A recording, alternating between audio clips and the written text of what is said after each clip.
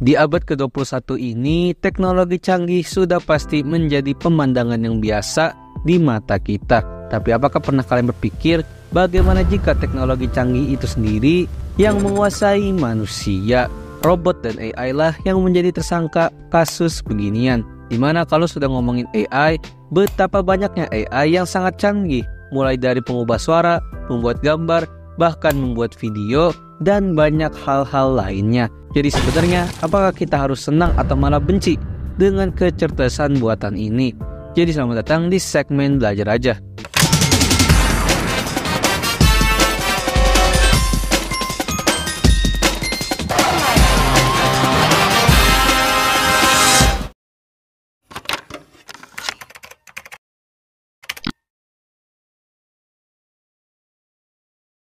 Jika kita melihat AI dari catatan historikalnya, menurut artikel dari Harvard University, balik ke masa era awal abad ke-20, fiksi ilmiah memperkenalkan kita pada visi robot yang memiliki kecerdasan sendiri.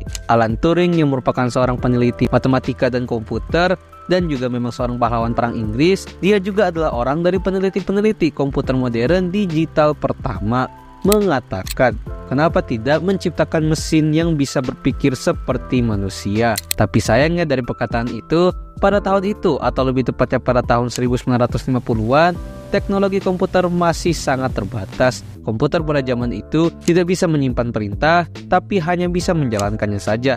Dan juga komputer pada saat itu memiliki biaya operasional yang sangat mahal, yakni bisa mencapai $200.000 per bulan pada saat itu. Sehingga Alan Turing dan rekan-rekannya harus menunggu waktu teknologi komputer berkembang dan membuktikan bahwa kecerdasan buatan memang bisa berpotensial untuk patut dikejar.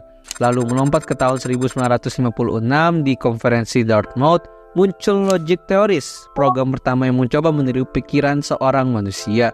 Walaupun konferensi itu sendiri tidak sepenuhnya sukses. Lalu selama periode antara 1957 hingga 1974, AI mengalami kemajuan pesat. Komputer menjadi lebih cerdas, lebih cepat, dan lebih terjangkau. Namun ada satu hambatan besar, kekuatan komputasi masih kurang memadai. Lalu pada akhirnya 10 tahun berikutnya, pada tahun 1980-an, AI mengalami kebangkitan kembali. Teknik deep learning dan sistem ahli menjadi tren utama. Bahkan negara Jepang menginvestasikan $400 juta untuk mendorong pengembangan AI melalui proyek komputer generasi kelima. Meskipun hasilnya tidak sebanding dengan harapan, ironisnya, tanpa sorotan publik, AI berkembang pesat di tahun 1990-an. Kejayaan komputer Deep Blue yang mengalahkan juara catur dunia Garry Kasparov pada tahun 1997 adalah titik puncaknya. Ya, kalian gak salah dengar. Disinilah titik AI menjadi sangat potensial dan cukup mengerikan, karena bagaimana bisa seorang juara catur dunia berturut-turut, yaitu seorang Garry Kasparov, bisa dikalahkan oleh sebuah komputer, alih-alih dikalahkan oleh seorang manusia juga.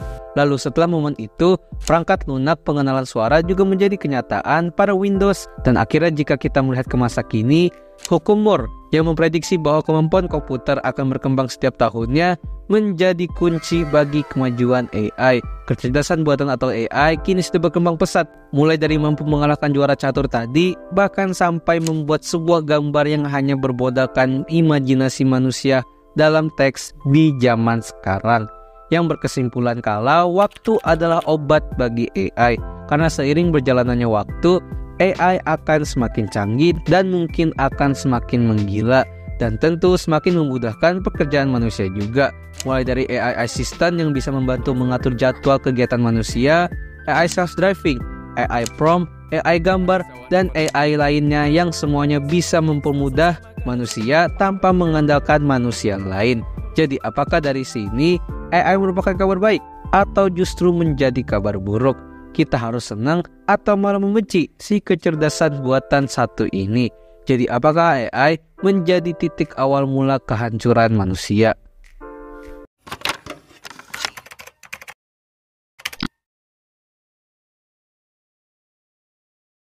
Kalau kita melihat dari segi positif, dengan canggihnya AI zaman sekarang, potensial untuk mempermudah hidup sudah tercapai. Kalian tak perlu lagi membutuhkan ART karena zaman sekarang sudah banyak robot dan mesin yang memiliki AI untuk menjaga dan mengatur kebersihan rumah kalian.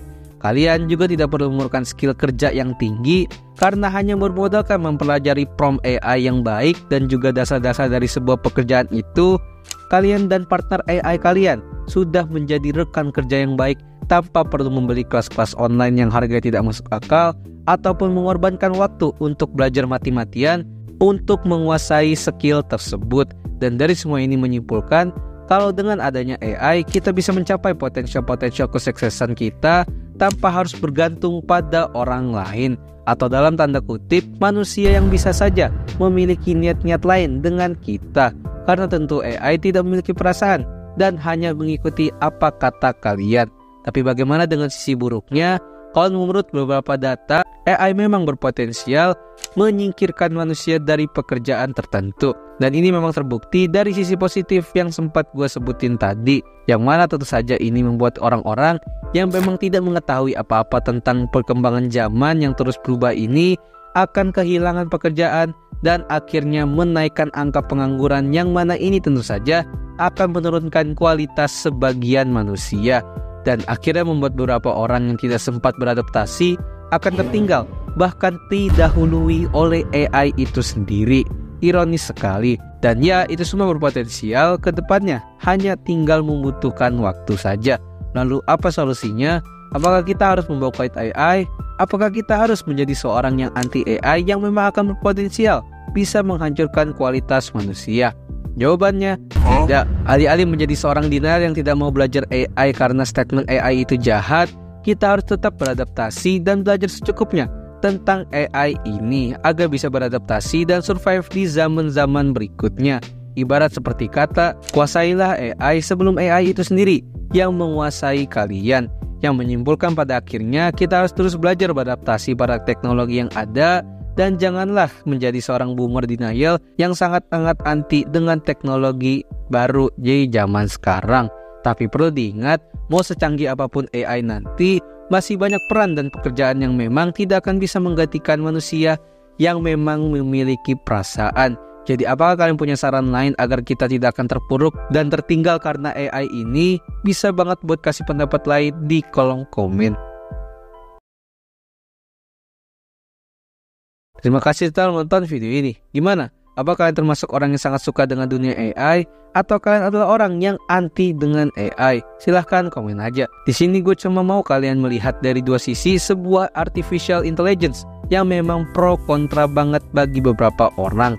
Yang pada intinya, alih-alih kita anti sekali dengan teknologi yang berpotensial negatif ini, lebih baik kita juga belajar bagaimana menguasai AI itu sendiri agar AI akan terus menjadi seorang penurut dan manusia akan tetap berkuasa atas berbagai peran yang ada.